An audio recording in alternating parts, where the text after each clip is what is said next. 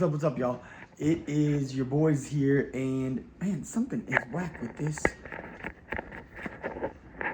camera arm. All right. So, anyways, here we are, January 2nd, 2025, and we're back at class already. So, for some people that seems weird, right? Because it's like, oh, well, when is your Christmas break and stuff? But they had from just before Christmas all the way past New Year's, and that's just how their Christmas break worked. We are in a STEM academy. Normally they went back to school like 3rd or 4th. We got some friends here in Wyoming that are not back at school yet, but we are back at school. So they got back to school this morning, and the cool thing is their teacher had implemented some changes in some of the assignments, or like updates. Yeah, that's a better word, updates. So they implemented some updates with some of the assignments they just did at the end of the year. So they've got some like corrections and things like that that they did right before Christmas. And so the boys are hard at work doing that right now. This is another one of, the Bayless boys' Homeschool Diaries. And as you can see, we are still very festive around here. Corey told me we need to get the Christmas stuff put away.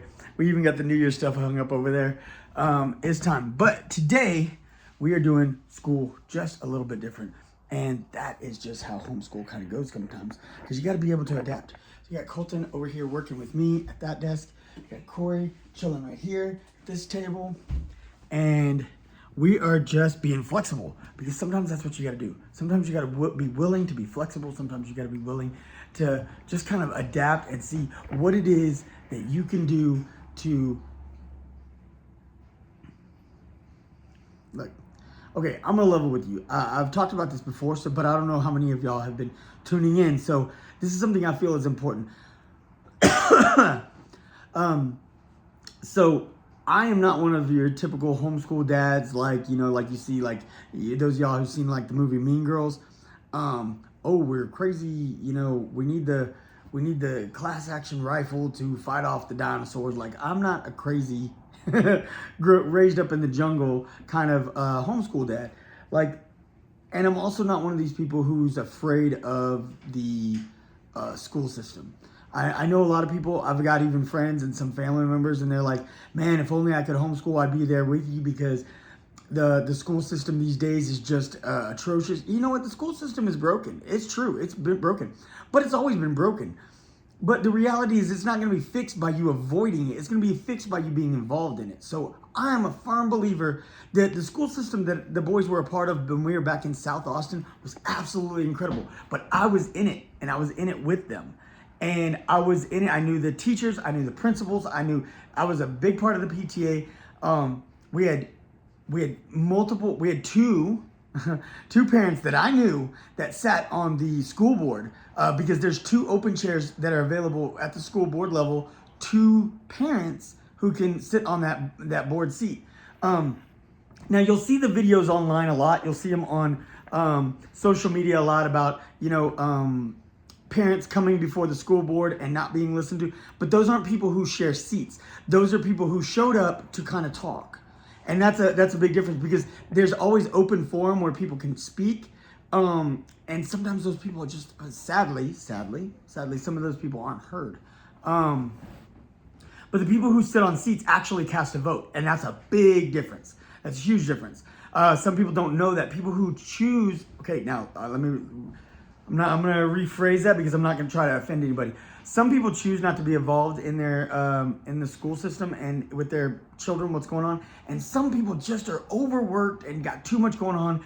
And mom and dad, either they're a single parent or mom and dad are both stretched to their limits, and they have no time for that. And that's unfortunate.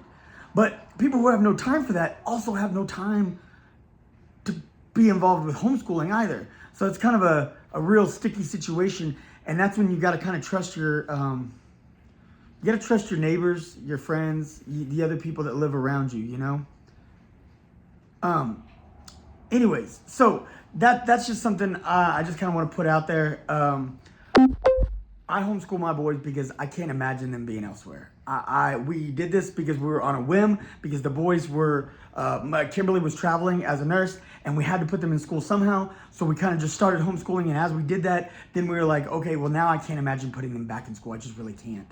For me, I just can't imagine them being away from me for 8 hours. And sometimes we got to adapt a little bit. But ultimately, my big goal is for us to have a closer bond and me to help them with their curriculum and things like that and help them get through their daily day and all this stuff. It's really important. So yeah, for me, it's really just extremely crucial that we continue growing this family bond, that we work on building things that they're just as important, if not more important, than leveling up in their education. I think education is so critically important. I am very much pro education. I'm pro learning. I am pro reading. I am pro higher education, going to college and things like that. Now, it's not for everybody, and I'm not going to be one of those guys that says you have to go. But I definitely 100% encourage my boys to get there one day. But this family bond, this unique ability for us to. Corey's only got one brother. That's Colton. Colton's only got one brother. That's Corey. And they only got one dad. They only got one mom. You know, we have a unique ability to be a very unique person and be a very unique bond and support system for each other. And to me, that's incredibly important. And so, like I said, with all that being wrapped up, today we are actually. He keeps messing with me. Yeah, I know. Colton's giving Corey a hard time. But today we are working in my office. Sorry. Yeah, we are working in my office today. And it's gonna be a very good day. Yeah, is it? If you can make it. Yeah. So today we're working in my office and we're getting things done. I got a lot of work to get done today. Colton's got a lot of work to do. And Corey's got, he's got not as much as me and Colton. But that's okay. We're working together. We're all right here. It's a pretty small room. And right now things are messy in here. But you know what? Life is messy. It's okay. I ain't sweating it. Like I said, I've told y'all this before. Sometimes people get on here and that's something you see people post on social media. Oh, I'm homeschooling and this. And they got their color coordinated pencils and their color coordinated folders and their little highlighters and everything's all perfectly neat and tidy on their desk. Man, life ain't tidy, man. Life is sometimes. I like life to be tidy. I mean, my living room is kind of neat right now, somewhat. I mean, there's still a couple things out of place, which that bothers me. But other people might be like, "Oh, it's clean. It's nice," and it is nice and it is clean. I'm not criticizing. I'm just saying it's like I like things to be neat and tidy, but I'm aware that life isn't always like that. So when you see other homeschoolers who are posting these pictures online, and you're like, "Oh, everything's perfect. How do they do it? Why is mine not perfect?" Man, it ain't perfect. Don't get it twisted. Don't let those social media highlights fool you because it's not always like that. It's your boy. Y'all stay tuned. We got more coming at you.